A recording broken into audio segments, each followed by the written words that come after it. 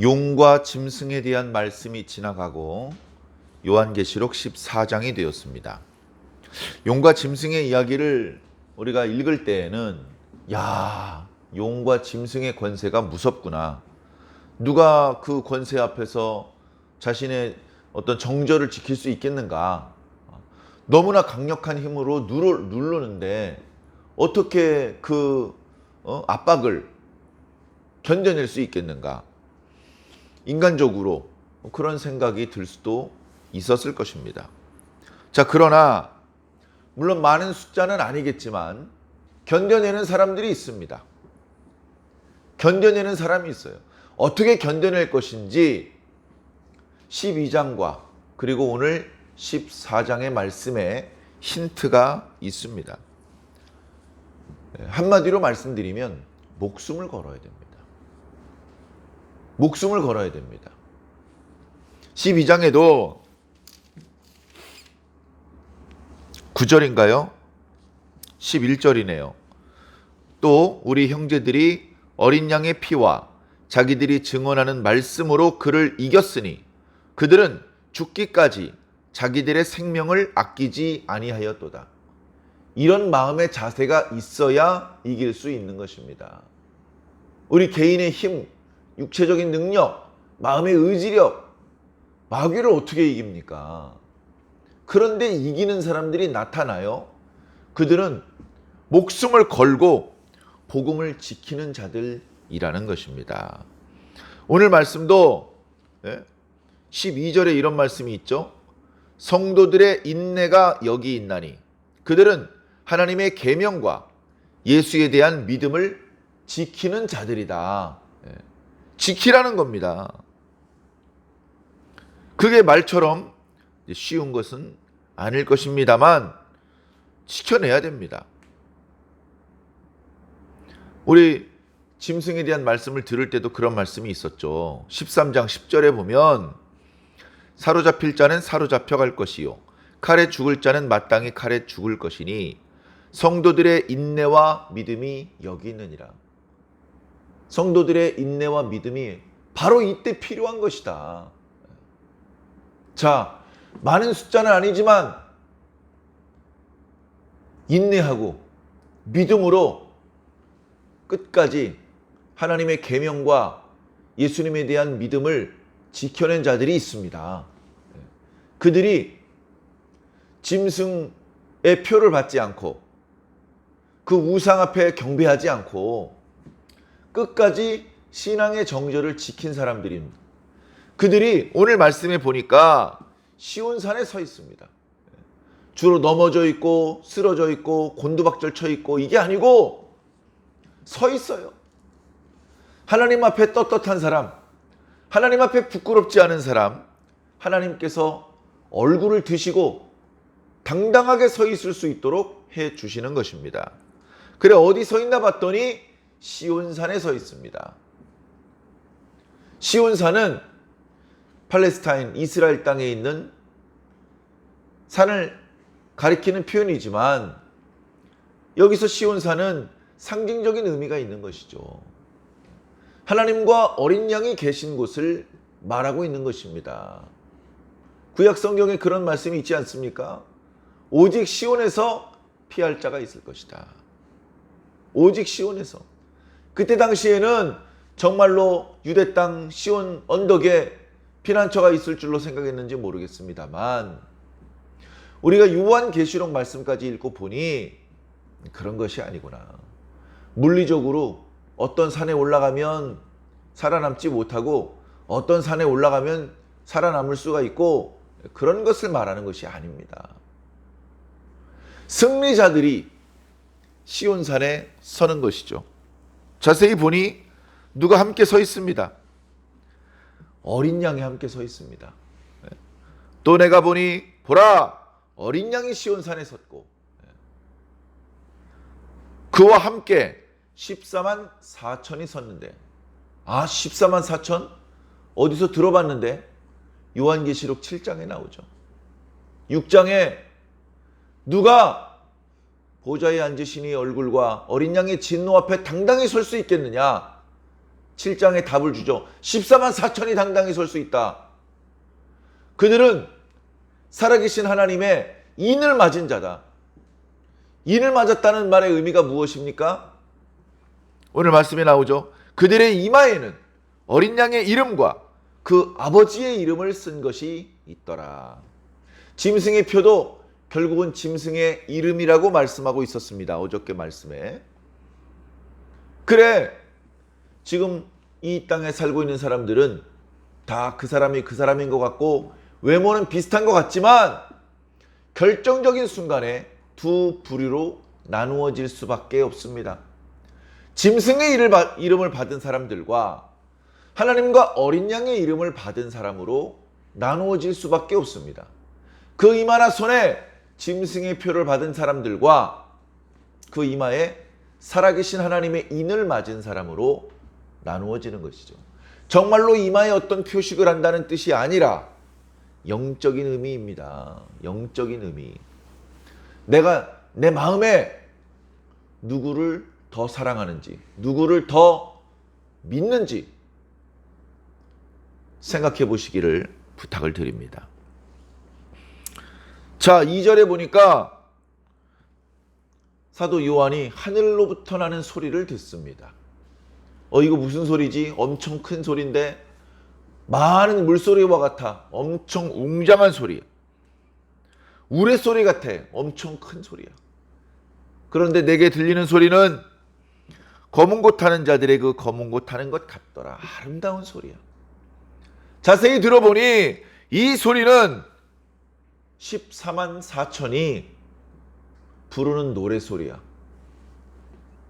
그들이 14만 4천이 보좌 앞과 내생물과 장로들 앞에서 새 노래를 부르니 땅에서 속량함을 받은 14만 4천 밖에는 능히 이 노래를 배울 자가 없더라.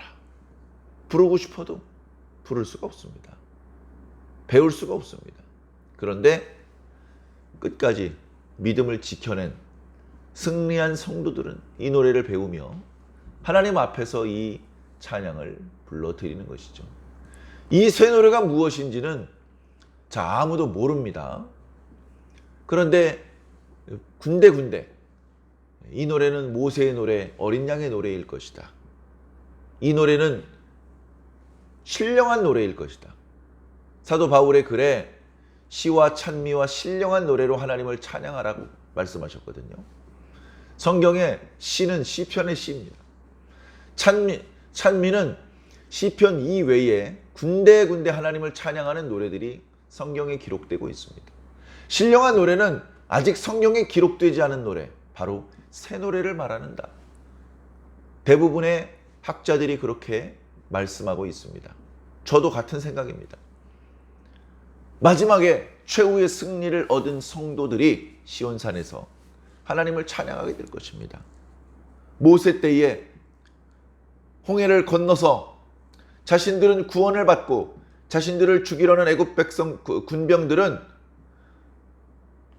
다시 바다의 물이 합쳐지면서 물에 빠져 죽었을 때에 견딜 수 없는 찬양이 그 이스라엘 사람들의 가슴 속에서 터져 나왔습니다. 구원을 감사하고 찬양하는 모세의 노래. 그리고 어린 양의 노래는 요한계시록에서 어린 양과 함께 하나님을 찬양하는 노래들. 그 노래들이 바로 새 노래의 주제들이 될 것이다 라고 성경은 간접적으로 보여주고 계신 것이죠. 4절에 이 사람들이 도대체 누구냐? 그들을 설명하는 표현들이 나오는데 이 사람들은 여자와 더불어 더럽히지 않은 자다. 정절이 있는 자다. 순결한 자다. 여자로 더불어 더럽혀. 여자와 함께 잠자리를 같이 하면 더러워지는 겁니까? 성경 그 어느 구절에도 아내와 잠자리를 하는 것을 부정적으로 묘사하지 않습니다. 여기서 여자는 정말로 어떤 육체적인 여자를 말하는 게 아닙니다. 영적인 의미를 가지고 있는 것이죠. 이 여자에 대해서는 뒤에 17장에 악한 바벨론, 음료로 다시 설명이 되고 있습니다. 온 세상이 그 음료와 더불어 동침하고 하나님의 진노의 포도주 잔을 마시는 것입니다. 이 음료가 하나님의 진노의 포도주 잔을 들고 잔뜩 취해가지고 세상 모든 사람들에게 그걸 먹이고 있습니다. 그거 먹는 사람들은 하나님의 진노를 당할 수밖에 없어요. 그런 영적인 현실을 상징적으로 보여주시는 말씀이 뒤에 이어지고 있습니다. 이 여자로부터 더불어 더럽히지 않고, 그렇죠? 오직 예수 그리스도에 대한 정절이 있는 자, 순결한 자, 우리 어린 양의 신부니까. 어린 양이 어디로 인도하든지 따라가는 자며 순종하고 복종하는 자이고, 사람 가운데서 속량함을 받아. 어떻게 속량함을 받죠? 예수 그리스도의 보혈로. 내 마음대로 속량되는 게 아닙니다. 누군가 나를 속량해 주셔야 되는 겁니다. 예수 그리스도의 보혈로 우리는 구속함을 받은 자들입니다. 처음 익은 열매로 하나님과 어린 양에게 속한 자들이니 우리는 하나님의 소유된 백성이죠. 마귀에게 소유된 백성이 되면 안 됩니다. 그 입에 거짓말이 없고 흠이 없는 자들이더라. 어찌 보면 당연한 표현입니다. 현대 사회를 살면서 거짓말을 전혀 안 할 수 있는가? 이런 질문에서 영화가 만들어지기도 했습니다. 어떤 정치인이 거짓말로 당선이 되고 국회의원이 되고 시장이 되는데 어떤 사람이 그 사람이 이제 거짓말을 못하게 해달라고 기도를 했습니다. 근데 정말로 이제 이 사람이 거짓말을 못하는 사람이 됐어요. 그래가지고 선거에서 떨어집니다. 현대사회에 얼마나 거짓말이 난무하는지, 현대사회에서는 거짓말을 하지 않고는 살아갈 수 없다는 것을 풍자적으로 보여주는 그런 영화도 있었습니다. 그러나 하나님과 어린 양에게 속한 성도들은 거짓말 좋아하지 않습니다. 마귀가 거짓의 아비라고 예수님 말씀하지 않으셨습니까? 에덴 동산에서부터 사람을 속여가지고 범죄하게 만들지 않았습니까? 우리는 거짓을 싫어합니다. 그 거짓을 또 속아서 하나님 앞에 범죄하고 멸망으로 떨어지고 싶어하지 않기 때문입니다. 자, 이어지는 6절 이하의 말씀에 보면 새 천사의 외침이 들립니다. 앞에 8장이었나요? 하늘에 날아가는 독수리가 있는데 독수리가 말을 합니다. 땅에 거하는 자들에게 화가 있으리로다. 이런 예언을 하고 가버렸습니다. 어쩌면 그 독수리도 천사였는지 모르겠습니다. 오늘 말씀에 보면 내가 또 보니 다른 천사가 공중에 날아가는데 자세히 보니 독수리가 아니라 천사예요. 자, 중요한 건 그 모양이 천사의 모양인지 독수리의 모양인지가 중요한 것이 아니고 어떤 말씀을 하시느냐 이거죠. 뭐라고 말씀하십니까? 땅에 거주하는 자들에게 말합니다. 곧 모든 민족과 족속과 방언과 백성에게 말하는데 7절에 큰 음성으로 이르되 하나님을 두려워하라. 그의 심판의 시간이 다가왔기 때문이다. 하늘과 땅과 바다와 물들의 근원을 만드신 이에게 경배하라. 엉뚱하게 짐승과 그 짐승의 우상에게 경배하지 말고 하나님께 경배해라. 하나님께. 땅에 거하는 자들, 그죠? 시온산에 거하지 않고 땅에 거하는 자들은 이미 혼란 가운데 빠져 있는 자들입니다. 마귀에게 속아서 방황하고 있는 자들입니다. 그들에게 어떻게 보면 마지막 기회를 주시는 것이죠. 정신 차려라. 이제 곧 하나님의 심판이 온다. 하나님의 심판이 온다. 하나님께 경배를 드려야 된다. 하나님을 두려워할 줄 아는 자들이 돼야 된다. 자, 8절에 두 번째 천사가 또 이야기를 합니다. 무너졌도다, 무너졌도다. 큰 성 바벨론이요. 바벨론 멸망한 지가 몇백 년이 지났는데 또 바벨론입니까? 여기서 말하는 바벨론은 1차적으로는 로마 제국이겠죠. 그죠? 사도 요한이 요한계시록을 기록할 때만 해도 로마는 전성기였습니다. 로마는 영원히 멸망하지 않을 것 같았습니다. 그런 로마가 무너진다고? 그러면 세상에 종말이 오는 거네? 사람들은 그렇게 생각을 했습니다. 사도 요한이 로마가 무너졌다라고 기록되었다가 그것이 발각되면 자신과 또 그것을 읽게 될 성도들이 다치게 될까 봐 바벨론으로 바꾸어서 기록한 것이다. 많은 분들이 그렇게 이야기를 합니다. 베드로에도 그런 기록이 있습니다. 분명히 로마를 가리키는 표현인 것 같은데 쓰기는 바벨론으로 썼단 말이죠. 바벨론이나 로마나 당대 최강대국으로 그 지역사회를 호령했던 나라들 아닙니까? 자, 그런데 지금은 2024년입니다. 지금 우리가 바벨론과 로마를 운운할 수는 없습니다. 그럼 지금 현재 세계 최강대국인 미국이나 러시아나 중국을 말하는 것이냐?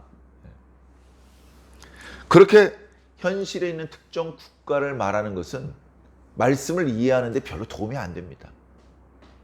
특정 국가라기보다는 그저 하나님을 받아들이지 않는 온 세상을 말하는 것입니다. 온 세상. 하나님을 믿고 하나님의 말씀을 순종하는 사람들보다 하나님을 믿지 않고 하나님의 말씀을 거절하고 그저 재미있는 옛날 이야기 정도로 생각하는 사람들이 훨씬 더 많이 있습니다. 훨씬 더 그 숫자가 많아요. 그러니까 예수 믿는 사람들이 뭐라고 나불나불 해봤자 찻잔 속의 태풍이라고 생각을 합니다. 야, 그래도 교회 안에서나 떠들어 밖에선 조용히 하고 다녀. 그런 식으로 말을 합니다. 그래, 훨씬 더 많은 사람들이 하나님을 받아들이지 않기 때문에 하나님이란 존재는 없는 것 같습니다. 종교에도 마치 다수결의 원칙이 존재하는 것처럼 생각합니다. 자, 그러나 그렇지 않다. 하나님을 거절하는 세력들, 하나님을 거절하는 온 세상이 무너진다. 하나님을 거절하는 세상이 무너진다. 그들은 모든 나라에게 음행으로 말미암아 진노의 포도주를 먹이던 자들이다. 진노의 포도주라는 상징적인 표현이 나왔습니다.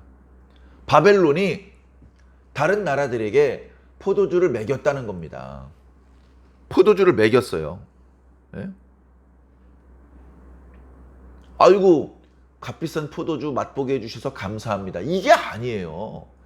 자기가 당해야 될 하나님의 진노를 함께 당하자고 포도주를 먹인 겁니다. 그 의미가 다음 구절에 더 자세히 나오죠. 자, 이제 세 번째 천사가 소리를 지릅니다. 세 번째 천사가 큰 소리로 말하는데 만일 누구든지 짐승과 그의 우상에게 경배하고 이마에나 손에 표를 받는다면 그도 하나님의 진노의 포도주를 마실 것이다. 진노를 받게 될 것이다. 그 진노의 잔에 섞인 것이 없는 부은 포도주라. 자, 로마 시대 당시에는 포도주를 그냥 마시지 않았다고 합니다. 기록에 의하면 포도주가 도수가 있기 때문에 포도주를 물처럼 마시는 그런 문화에서 포도주를 너무 많이 마시면 취해버리고 하기 때문에 식사할 때에 음식을 먹다가 목을 축이기 위해서 포도주를 마셨던 거예요. 우리는 물을 마시잖아요. 근데 그 사람들은 포도주를 마셨는데 취하기 위해서 먹은 게 아니고 그렇게 음식과 곁들여서 먹기 위해서, 그래서요 2대 1로 물과 포도주를 섞어서 마셨답니다. 물이 더 많이 들어가는 것이죠. 자, 그런데 오늘 말씀엔 굳이 섞인 것이 없는 부은 포도주라고 말씀하고 있습니다. 순도 100% 포도주라는 것이죠. 아주 진한 도수가 높은 포도주라는 뜻입니다. 무슨 뜻이냐 하면 하나님의 진노가 크시다.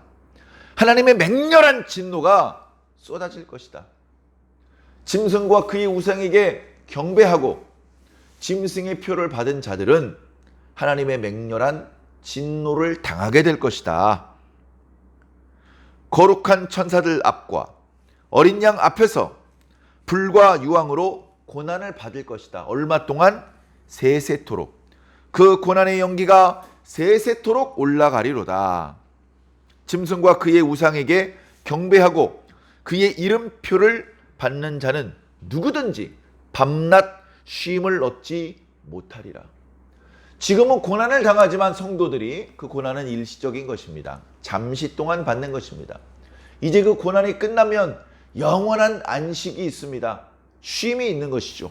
그러나 지금 그 고난을 회피하다가 짐승과 그의 우상에게 경배하고 짐승의 이름, 짐승의 표를 받는 자들은 세세토록 고난을 당하게 될 것이다. 밤낮 쉼을 얻지 못할 것이다 라고 분명히 말씀하고 있습니다. 우리는 지금 당하는 고난만 아는 것이 아니라 그 뒤에 어떤 것이 뒤따르는지까지 알고 있습니다. 그렇기 때문에 믿을 수 있고 소망할 수 있고 견딜 수 있는 것이죠. 성도들의 인내가 여기 있으니 그들은 하나님의 계명과 예수님에 대한 믿음을 굳건하게 지키는 자들이다. 바로 오늘 저와 여러분들을 가리키는 말씀이 될 거라고 믿습니다. 내가 또 들으니 하늘에서 음성이 나서 이르되 기록하라. 지금 이후로 주 안에서 죽는 자는 복이 있도다. 성령이 이르시되 그러하다. 그들이 수고를 그치고 쉬리니 그들의 행위가 뒤따를 것이기 때문이다. 그들의 행위가 하나님, 이 사람은 영원한 안식을 누릴 만한 믿음을 지킨 신앙의 정절을 지킨 사람입니다 라는 뒤따름이 있기 때문에 그렇게 될 것이다. 그러니 뭡니까? 죽음을 두려워하지 말고 믿음을 지키라는 겁니다. 죽음이 모든 것을 끝내는 것이 아닙니다. 죽음이 모든 것을 끝내는 것이 아닙니다. 죽음 이후에 진짜 심판이 우리를 기다리고 있습니다. 그때 후회하지 않고 두려워하지 않으려면 살아있는 동안에 우리에게 주신 계명과 믿음을 지켜내야 하는 것입니다. 사랑하는 성도 여러분, 오늘 주신 말씀이 여러분들에게 큰 교훈과 위로와 용기가 되시기를 바랍니다. 지금은 고난이고 지금은 끝을 알 수 없는 터널을 지나가는 것 같지만 이제 곧 이 터널이 끝나고 밝은 빛이 우리를 기다릴 것입니다. 우리의 눈물을 닦아주시며 우리는 새 노래를 배워서 하나님 앞에 그 새 노래를 부르게 될 것이고 우리가 상상하지 못했던 위로와 축복을 누리며 살게 될 것입니다. 사랑하는 성도 여러분, 이 말씀을 믿고 의지함으로 날마다 이기고 또 이겨내시기를 예수님 이름으로 간절히 축원합니다. 아멘.